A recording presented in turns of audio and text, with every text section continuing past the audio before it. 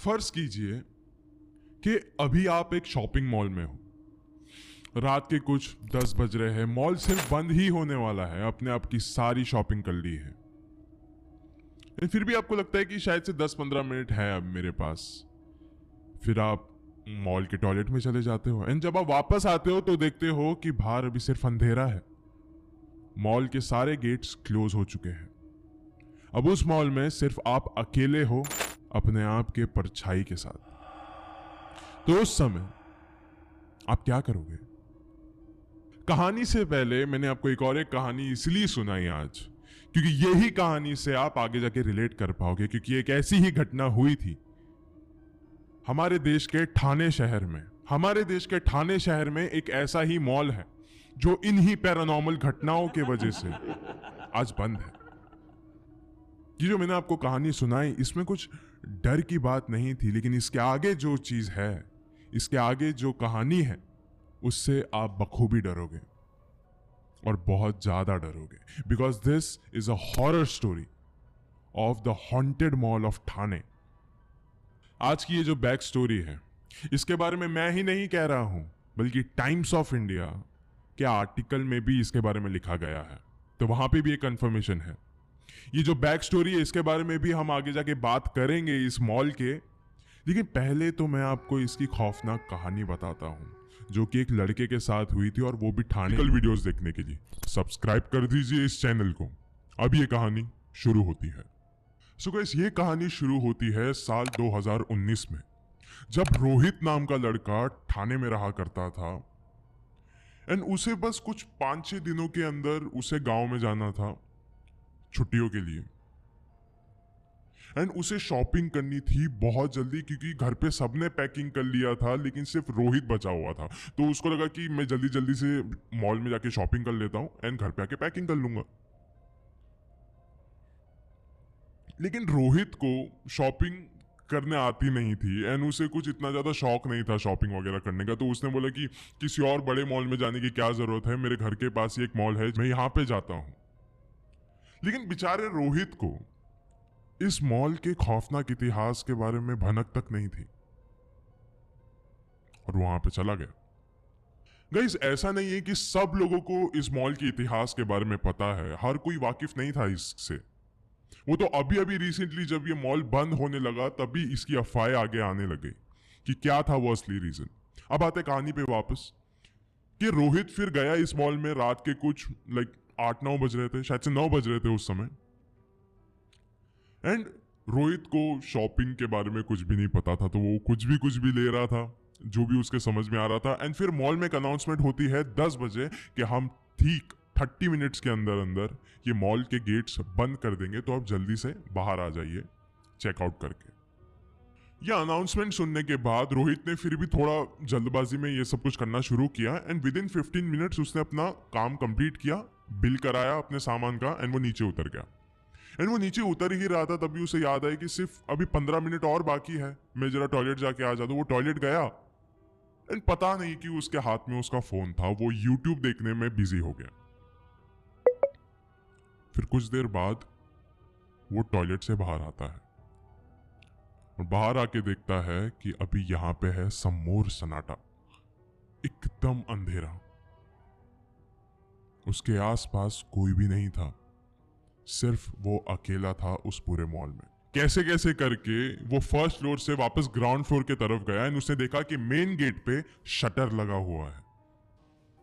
And उसे अभी एक बात बहुत अच्छे से समझ आ गई थी कि शायद से मैं अब यहां से सुबह में ही निकल पाऊंगा।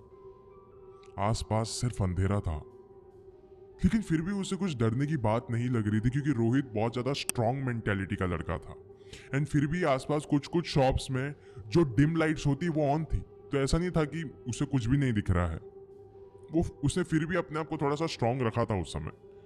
लेकिन फिर भी रोहित को थोड़ा ऐसा लग रहा था कि मेरे फोन में जैसे नेटवर्क आएगा मैं कॉल कर लूंगा बाहर किसी को और फिर मैं निकल जाऊंगा, क्योंकि उसके पास फोन अभी भी था लेकिन बस नेटवर्क नहीं दिखा रहा था मॉल में। पता नहीं कैसे, क्योंकि अभी थोड़ी देर पहले ही उसका इंटरनेट वर्क कर रहा था लेकिन अभी नहीं कर रहा है, कॉल भी नहीं लग रहा है। तो उसको लगा बस अभी कुछ घंटों की ही बात है, मैं सो जाता हूँ और फिर सुबह उठ के निकल जाऊंगा। वो फिर फर्स्ट फ्लोर के किसी एक फर्नीचर शॉप के पास चला गया जहां पे कोई सोफा रखे हुए थे, वो वहां पे जाके सो गया। एंड अभी रात को कुछ ठीक 3 बजे उसकी आंखें खोली एंड उसने देखा कि एक औरत उस फर्नीचर के ठीक सामने खड़ी है। एंड जैसे ही उसे रियलाइज हुआ कि रोहित ने उसे देख लिया, वो वहां से भाग के निकल गई। रोहित थोड़ी देर के लिए डर गया था, लेकिन फिर भी उसे लगा कि शायद से ये औरत मेरी मदद कर सकती है यहाँ से बाहर निकलने के लिए, तो फिर वो उसके तरफ गया। फिर जब रोहित उस औरत के पास गया भागते हुए, तो उसने देखा कि उस औरत ने हाउसकीपिंग के कपड़े पहने हुए हैं लाल कलर के, एंड उस पे उसी मॉल का नाम लिखा हुआ था। फिर उसे लगा कि शायद से ये भी इसी मॉल में काम करती हो, एंड वक्त का अंदाजा ना लगने पे ये भी यहीं पे अटक चुकी हो सकता है। फिर जैसे वो उस औरत के नजदीक गया, उस औरत ने उसके मुंह पे यूली बात कह दी कि आपको यहाँ पे आज की रात गुजारनी पड़ेगी सर, यहाँ पे क्योंकि रात को कोई भी आता जाता नहीं है। फिर रोहित को थोड़ा सा स्ट्रेंज लगा कि मैंने तो इसको कुछ पूछा भी नहीं, ठीक है, लेकिन उसने उसको पूछा कि फिर भी यहाँ पे कुछ तो कोई तो रास्ता होगा बाहर जाने का, और आप यहाँ पे क्या कर रहे हो? तो उस औरत ने कहा कि मेरा नाम दुर्गा है एंड मैं यहाँ पे अभी काफी समय से अटकी हुई हूँ, मैं फंस चुकी हूँ यहाँ पे, मुझे भी बाहर निकलना है, लेकिन आज की रात शायद से आपको यहीं पे गुजारनी पड़ेगी।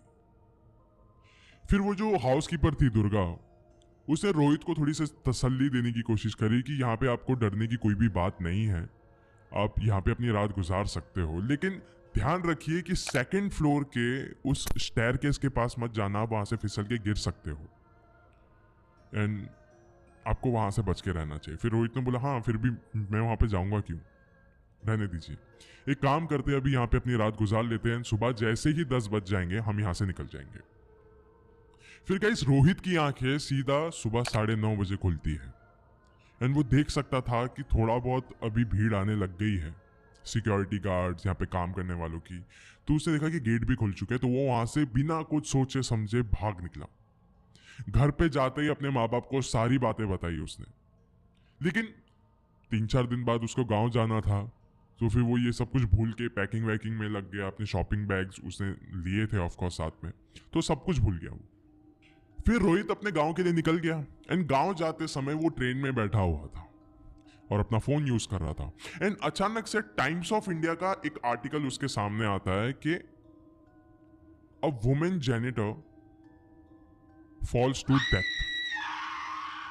उसने देखा तो इसका नाम दुर्गा ही था। तो रोहित को ये सुन के बहुत ज्यादा बुरा लगा यार कि अभी 2-3 दिन पहले तो मैं इसके साथ अपनी रात गुजारी थी उस मॉल में एंड आज ये मर गई। इट्स लाइक उसको बहुत ज्यादा बुरा फील हो रहा था। फिर रोहित ने ये जो खबर थी उसने अपने भाइयों को बताने की कोशिश करी। उसके भाइयों ने कहा कि ठीक है ये औरत मरी होगी, लेकिन तू ये पुरानी खबर हमें क्यों सुना रहा है? फिर रोहित ने कहा कि नहीं, अभी जस्ट 2-3 दिन पहले ही मैंने ये औरत के साथ अपनी रात बिताई थी उस मॉल में, ये मेरे को वहां पे मिली थी। तो उसने बोला कि ठीक है 2-3 दिन पहले की बात होगी, लेकिन ये दुर्गा नाम की औरत जिसके बारे में तू हमें बता रहा है, ये साल 2012 में मरी थी उसी मॉल में, फिर तू 2-3 दिन पहले इसे कैसे मिल सकता है? ये कहानी सुन के रोहित एकदम शॉक हो गया था, जैसे कि कोई इंसान सुन पड़ गया हो। धीरे धीरे रोहित को ये बात समझ में आने लग गई थी कि क्यों उस औरत ने यूली बात कही थी कि मैं भी यहाँ पे काफी समय से अटकी हुई हूं और मुझे भी यहां से बाहर निकलना है। क्यों वो औरत वहां पे आधी रात को घूम रही थी, ये भी रोहित को समझ में आ गया, क्योंकि ये वो औरत नहीं थी, ये वो औरत की आत्मा थी जो वहां पे साल 2012 से अटकी हुई है। गाइस, ये जो कहानी मैंने आपको सुनाया हूं, ये एक स्वीपर की कहानी है, एक खाम वाली की कहानी जिसका नाम था दुर्गा, जो कि उस मॉल में काम किया करती थी। एंड एक बार की बात थी जब वो 2nd फ्लोर के स्टेयर के ग्लास पैनल को साफ कर रही थी, तो उस समय उन्होंने अपना बैलेंस खो दिया था एंड वो 2nd फ्लोर से सीधा ग्राउंड फ्लोर पे आके गिर गई थी। फिर जब वहां के मॉल के एम्प्लॉयज ने उन्हें ठाणे सिविल हॉस्पिटल में लेके गए, तो हॉस्पिटल वालों ने उन्हें ब्रॉड डेड बता दिया गया था। गाइस, ये जो कहानी है ये ज्यादा किसी को पता नहीं है एंड ये हमें और हमारी टीम को भी रोहित के दोस्तों से पता चली थी एंड उनके भाइयों से पता चली थी कि कैसे रोहित वो खबर सुनने के बाद बहुत टाइम तक बुखार में था। उसे ये वाली जो घटना थी वो भूल ही नहीं पा रहा था, क्योंकि उसने एक पूरी रात बिताई थी उस औरत के साथ। एंड अचानक से उसको पता चलता है कि वो तो औरत लाइक बहुत सालों पहले मर चुकी है। अगर मेरी जगह, अगर उस लड़के के जगह आप भी होते तो आपको भी शायद से ऐसी ही फील होती।